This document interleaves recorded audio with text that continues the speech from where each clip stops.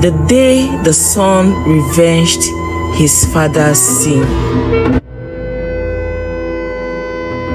What could have led to this? A haunting tale of betrayal and revenge in Haiti.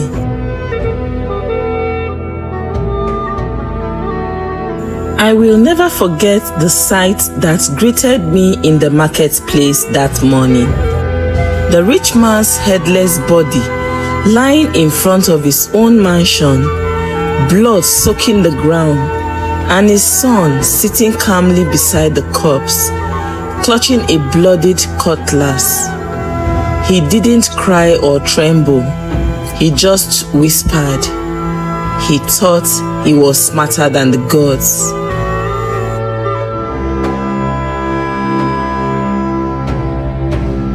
Everyone knew Chief Dakaria. He was the wealthiest man in Haiti, a symbol of success and generosity. His mansion, adorned with golden carvings of fish and sea gods, stood proudly near the river banks. Dakaria was more than a fisherman. He was a legend. His nest always overflowed, even during seasons when others returned empty-handed. He gave generously to the poor and funded celebrations for the gods of the waters.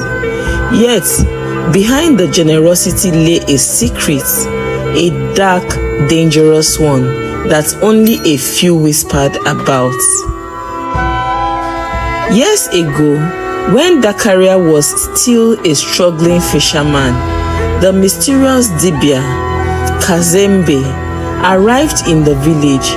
Kazembe was feared and revered. His rituals were known to call upon ancient spirits. He chose Dakaria, offering him a deal that would change his life forever. For months, Kazembe stayed at Dakaria's humble hut, performing rituals, blessing his nets, and calling forth the favor of the water gods. When Kazembe left, Dakaria's fortune exploded. Fish leaped willingly into his nest. His name spread far and wide, and soon he rose to prominence. Dakaria's wealth and fame grew, and Kazembe disappeared, leaving no trace. When villagers whispered that Dakaria's fortune was unnatural, he laughed and would say, "The gods have blessed me." The villagers kept gossiping, but after a while, it was silenced by his generosity. After several years, nobody has seen or heard of the Dibia Kazembe. Dakaria is not bothered one bit. In fact, his secret is very safe, without anybody knowing the source of his wealth. Thank you for watching, and if this is your first time of coming across us, please subscribe immediately and turn on the notification bell so that when I post a new video, you will be the first to watch. And if you're already an existing subscriber, hello, thanks for being here. Keep watching, as I promise to always bring interesting stories that will keep you entertained and relaxed. Years later, with his wealth secure, Dakaria married the stunning Makena, a soft-spoken woman with eyes that held secrets of their own. Makena bore him twins, a boy and a girl, and Dakaria's joy seemed complete. But tragedy struck when the baby girl died 3 days after. Mumbi died mysteriously without any trace of sickness. Makena, though deeply grieved, bore her pain with silence, and she poured her love into raising their son, Tafari. Dakaria adored his son and trained him to be a great hunter of both land and sea. He taught Tafari how to wield a spear with precision and set traps with cunning.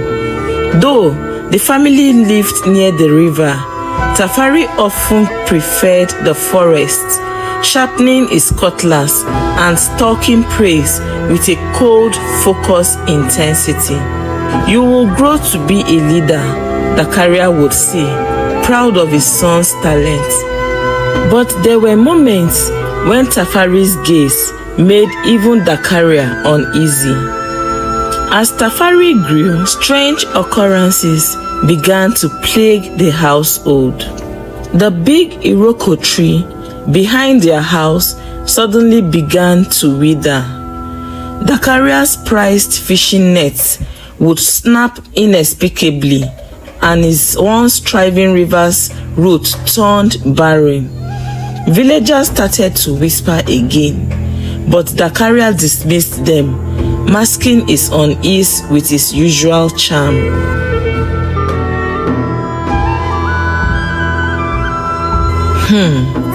On the night it happened, the moon was red, casting an airy glow over the village. I woke up to screams and rushed to Dakaria's mansion, along with the half of the village. We found him there, lifeless and headless, his son standing over him.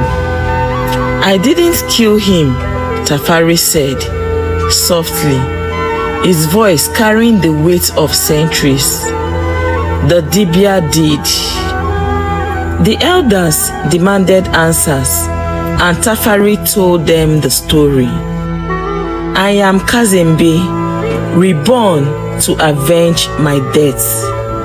Dakaria's greed cost my life, and now his debt is paid.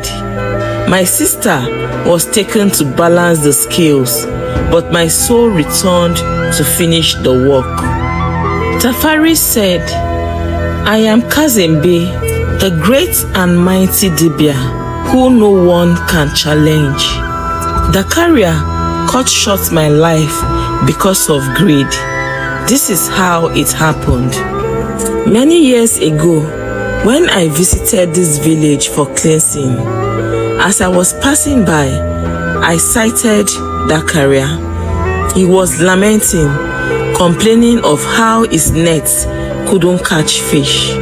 But somehow, he found favor before my sight, and I decided to bless him with fortune. I visited his home, performed some rituals, and the deed was done. Several years later, Dakaria invited me to his home and fed me one of my best meals. He poisoned the meal, and that is how he killed me. He got up and walked to the backside of the house. He pointed at the withered Iroko tree, saying, "This is where I was buried." He killed me to kill the secret, and now the price has been paid.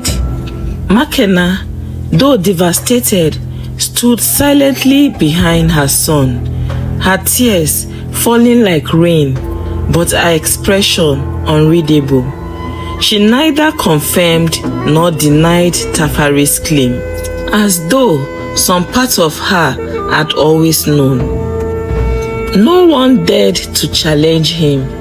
The elders decreed that Tafari's cutlass be hung high on a platform in the market square, a warning to all those who sought wealth through treachery. The village held a cleansing ceremony, and peace slowly returned. The Iroko tree begins to sprout new leaves, symbolizing harmony and restoration in Haiti. Dakaria's body was buried in the evil forest, and his story was told for many generations. Makena didn't remarry, and Tafari became one of the best hunters in the community and a great healer, discovering special herbs from the forest that could cure even the most deadliest of diseases. The mansion had enough room to take people who came for healing. In fact, it was a healing home that was sought by villagers from far and wide. Moral lesson: greed has a price, and no secret stays buried forever. The gods may be silent, but their justice is swift and unforgiving.